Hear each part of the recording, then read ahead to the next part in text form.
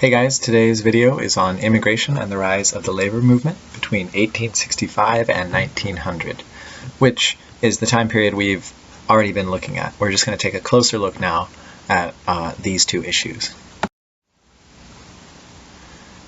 Here are your video goals. Remember, your Monday quiz is going to draw all of its questions from these key questions and key terms. So as long as you know the answers to these questions and can define those key terms, you're going to be fine. Let's start by connecting our topic this week with what we talked about last week, which is the Second Industrial Revolution. So as you guys know, the Second Industrial Revolution contained a number of new industries, such as steelmaking, oil production, stuff like that. And as a result of these new industries, there are a whole bunch of new jobs available to people. American industries need tons and tons of people, millions of workers, to fill all of the jobs that are available. And what this means is that not just people in America, but poor people from all around the world begin to flock to America in order to find work. And this is kind of the high point of American immigration. And in fact, between 1880 and 1920, you see about 2 million people from other countries enter into the United States, which is a 50% increase, or almost increases the American population by 50%. In 1880, there were about 50 million Americans. So just imagine 20 million people coming in from other countries. That's almost one immigrant for every 2 Americans in 1880, which basically is a lot. Before we go on to look at this newest wave of migration, we should take a minute to look at the earlier patterns of migration in the United States, just to put it all in context. So if you look at the earliest groups that came to the United States, you see that most people from 1607 to 1850 came either from England and Scotland or from Africa because of the slave trade. And so because most of the immigrants who came in were from England or Scotland, and they all spoke English, this was a pretty unified group that could agree on a lot of cultural norms, and the Africans that were brought in were kind of forced to conform to a lot of English norms, including speaking English. After 1850, though, this starts to change. Immigration from England slows down, and the slave trade was made illegal a good while before then. So the new immigrant groups that start to come in the 1840s and 50s are the Irish and the Germans. And these guys both come from Western Europe. And another important group that starts to come in are the Chinese, who come in as a result of the gold rush in 1849. So these groups pose a new challenge to the United States because they don't really share the same culture with the English. The Germans didn't even grow up speaking English, nor did the Chinese. So this makes it more difficult for them to sort of join in with what everybody else is doing, and it also makes a lot of people who already lived in the United States sort of prejudiced against them. So after the Civil War in 1865, this only becomes more of a problem. And so what you see is more and more people are trying to come into the United States. And you can see on the chart there that immigration really starts to go up in the 1880s and reaches its highest level in the early 1900s. And so the biggest groups that are coming in at this time are more people coming in from China, at least at first, and also more groups from new countries in Europe, countries that haven't really immigrated before.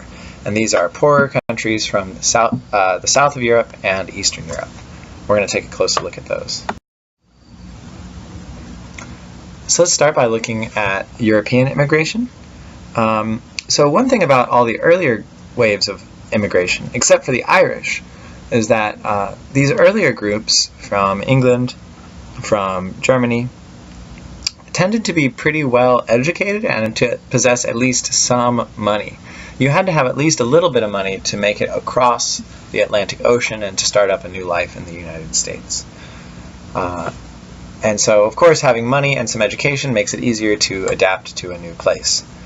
The groups that show up between 1865 and 1920, however, are a little bit different. So the biggest groups come from Italy in Southern Europe and from countries in Eastern Europe, such as Russia and Poland. And a lot of the people from Eastern Europe tend to be Jewish.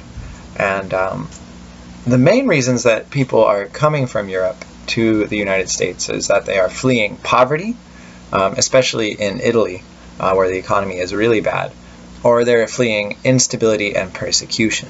And this is especially the case with all of the Jewish immigrants, because they were facing religious persecution by Christians in Eastern Europe. And so these groups tended to be very poor for the most part, and to possess limited education. Of course, some people that came over were well educated, but by and large, these groups tended to be poorer and less well educated than earlier groups of immigrants. And this makes the process much more difficult.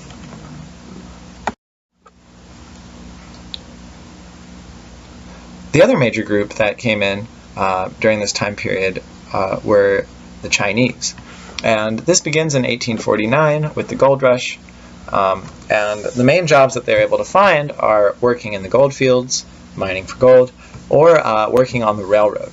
And a lot of the railroads that were built connecting California to the rest of the country were built by Chinese laborers. By 1880, the Chinese make up about 10% of the entire population of California, which is a very significant percentage. And eventually, white Californians begin to agitate against the Chinese presence. They basically don't like the Chinese for various reasons. Mostly just because the Chinese prefer to live in a slightly different way than white Californians do. And so white Californians are prejudiced against this group. But so anyway, eventually white Californians raise such a stink about this whole problem that they get the government to pass in 1882 the Chinese Exclusion Act, which forbids anybody from China to immigrate from the country. So basically they closed down Chinese immigration in 1882. So let's think about what migrant workers and immigrants could do to get by in a new country. What would you do if you were coming into a new country with no money, little education, and no knowledge of that country's culture or language? There are really two strategies that immigrants could adopt. One is called assimilation, where you try your hardest to adopt the culture of your host country. Basically, you try to become more like the people who already live in that country. And you can do this in a couple ways. One of the biggest things is learning the language of the host country.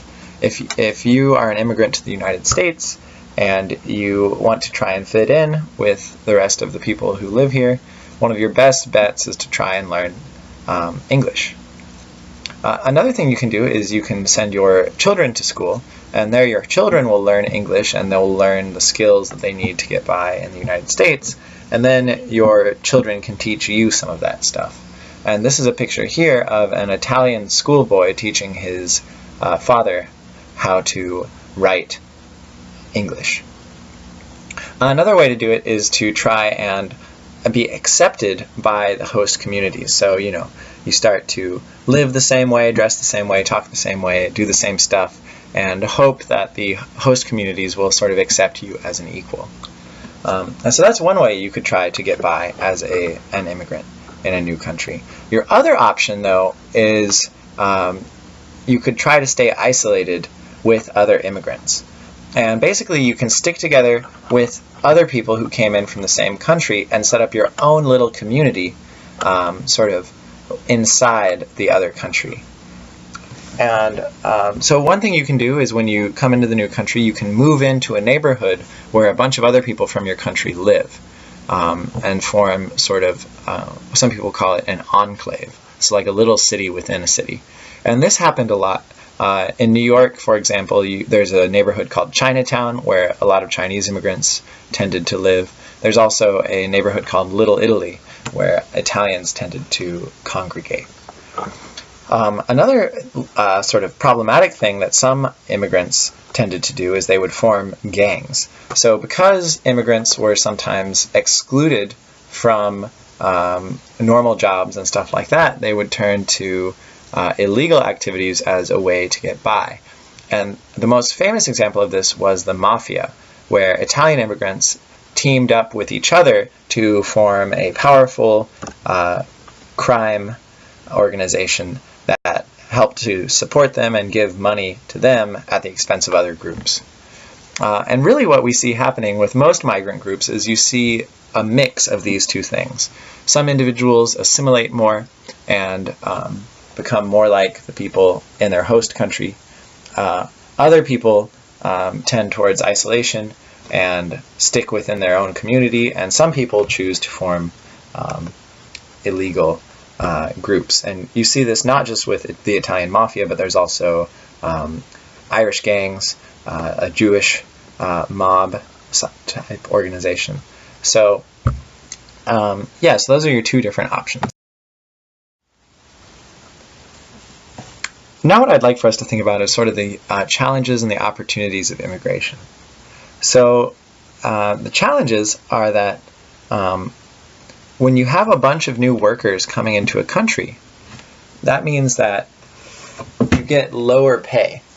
And the reason for this is that when there are more people looking for jobs, businesses can pay a lower amount and still find the same number of workers, because the workers who are willing to take the lowest amounts of money will snatch up all of the jobs. And of course this leads to some anger among people who were already working in the country before immigration happened. And so this, along with other issues, including just straight up racism, can lead to issues of racial and ethnic conflict. So, for example, we saw this in California, where white Californians responded angrily to Chinese immigration and eventually ended up banning Chinese immigration. And this sort of conflict is sometimes called nativism, where the people who already live in a country are prejudiced against new immigrants. And one other problem that we see in a lot of cities during this time period is as more and more people immigrate into these cities, you see the rise of slums. And these are sort of run-down areas where a bunch of people live that don't really have very many streets or don't really have sewers or any of the important amenities of a normal city. So those are some of the challenges. And but there are also some important opportunities. And so immigrants who come in, it results in cheap labor. And while this could be bad for workers, this is really good for industry, because the cheaper your workers are, the more stuff you can make and the cheaper you can make it. So in some ways, even though it hurts workers, it helps the economy as a whole. It also boosts the host country's manpower, and more people means you can do more stuff and that you're more powerful in general. More people to tax, more soldiers, more all sorts of stuff. And maybe the most important in the long run is it introduces new ideas and traditions into a country. And of course the most important tradition brought about by this wave of immigration was the arrival of pizza in New York City with Italian immigrants, leading to the rise of our most important source of food. So anyway, some questions I want you guys to think about on this issue, and we'll talk more about in class, are what could the United States have done to do a better job of addressing the challenges of immigration? How could they still allow people to come in but make it less problematic and avoid some of the challenges that we talked about?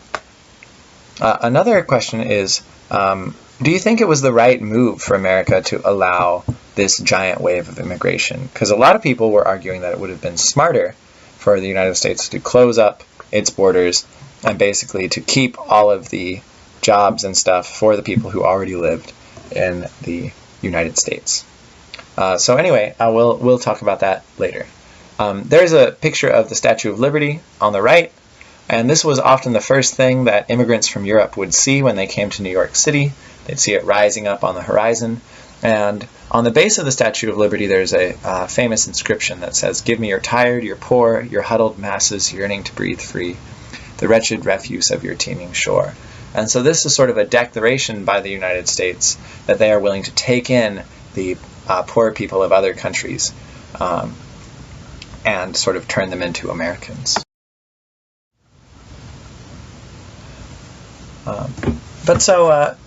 Not surprisingly, there was a lot of hardship for workers in this time period, and a big part of it had to do with the lower wages that were partially caused by immigration.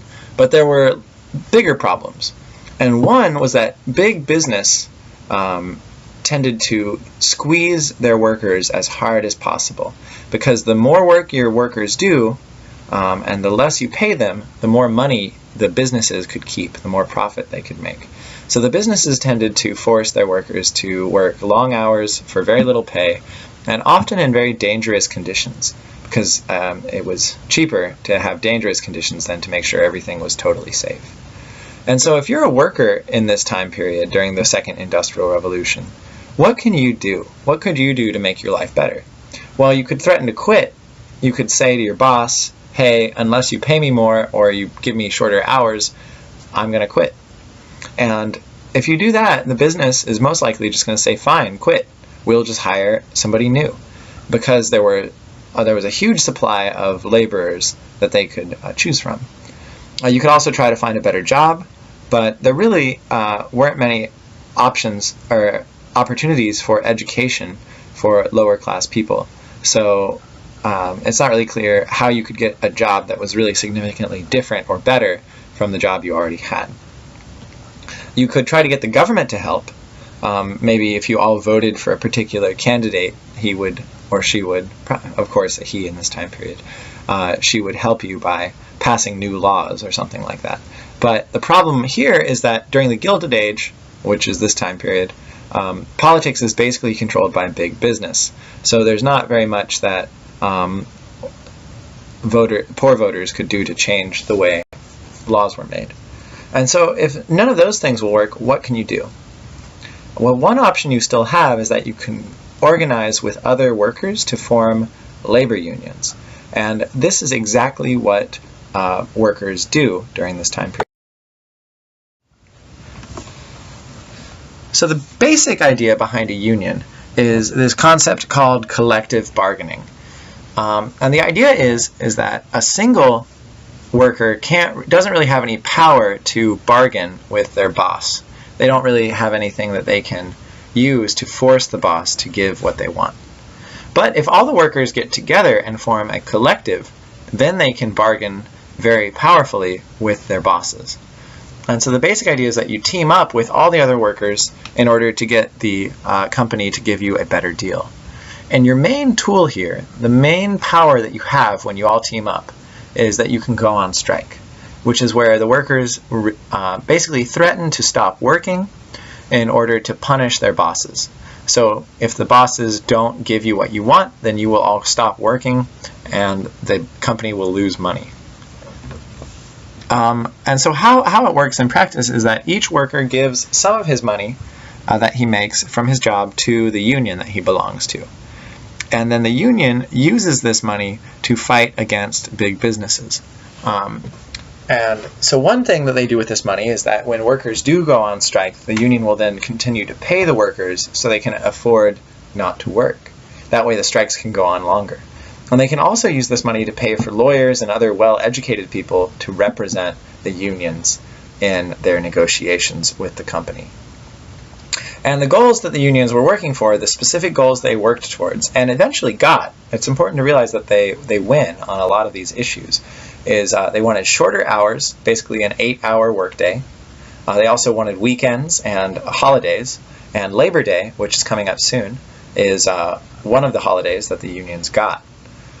Second, they wanted minimum wage, or at least better pay, some assurance that workers will get a wage that they can live on. And then they wanted better conditions. So they wanted factories and other work sites to be safe, and they wanted businesses to pay people if they did get hurt while they were working. And these are all things that we eventually get because of unions, but it does take a long time because early unions don't really do very well. So the earliest labor groups tend to be small and they're not very effective. And the problem is that you get one little union for each different kind of job. So you have one union just for people who make steel, another union just for people who make coal, and so on. And the reason these fail is that each little union doesn't really have the money to take on the big businesses. They don't have the resources to pay their workers while they're striking or anything like that. So these early unions don't really have very much power. And the bosses can just kind of wait until the workers get tired of striking and go back to their old jobs. The next big movement that rises up is called the Knights of Labor, and these guys almost make it big. And their concept is that all workers should join one giant union. And basically all workers from every field, from the most skilled labor, like being a carpenter or a sort of a leading steel maker, to unskilled work, maybe like garbage men or janitors or stuff like that. They all join the same union, so all the workers in the country could join this union. But this also fails, and one reason for this is that unskilled workers are easy to replace, because not every single person belongs to this union, and you can find people who are willing to work for very low wages for these unskilled jobs. The second problem is that the Knights of Labor start to organize massive strikes, and some of these strikes turn into riots. This is a picture of a famous riot that happens in Chicago when the Knights of Labor tell their workers to go on strike. Some people bring bombs and they end up getting in shootouts with the police, and it's pretty crazy. And so as a result of this, it starts to make the Knights of Labor seem extreme and dangerous, and they lose a lot of their support. The first real success that you see among organized labor is with the rise of the American Federation of Labor. And these guys come around after the Knights of Labor fall apart. And it's led by this guy who's a very skilled strategist and organizer named Samuel Gompers. And he belonged to a Jewish family, so probably a group of fairly recent immigrants. And his job before he became the leader of the American Federation of Labor was he was a cigar maker. He would just roll cigars. That was his job. But he eventually became very important as the head of this union. And his most famous saying was, "All we want is more." And basically, what this means is he's saying that the goal of the union is very simple. They don't want to overthrow the United States. They're not communists. All they want is for workers to get a little bit more of all of the wealth that the American industry is creating. And his strategy is that all skilled workers should combine into one big union, but that unskilled workers should be left out. And this ends up working, but only to a limited extent. So it succeeds in making life better for skilled workers, and these are people like steel workers and carpenters, as I already mentioned. But it actually doesn't help most workers. People who do pretty basic work aren't allowed to join the American Federation of Labor. And so that means that while it does make life better for some people, most people don't really benefit from the American Federation of Labor. But it does help Americans get used to the idea of organized labor and unions as being sort of a normal, respectable part of American politics. And by 1900, the American Federation of Labor, or the AFL as some people call it, contains 500,000 members. So it's a pretty significant organization. Alright guys, so that was our video for this week, and we looked at some new immigration and some challenges posed by that, and also the rise, the beginning of the first really successful labor movement with the American Federation of Labor. So make sure you know the answers to these questions and can define these key terms, and you'll be totally ready for your quiz on Monday.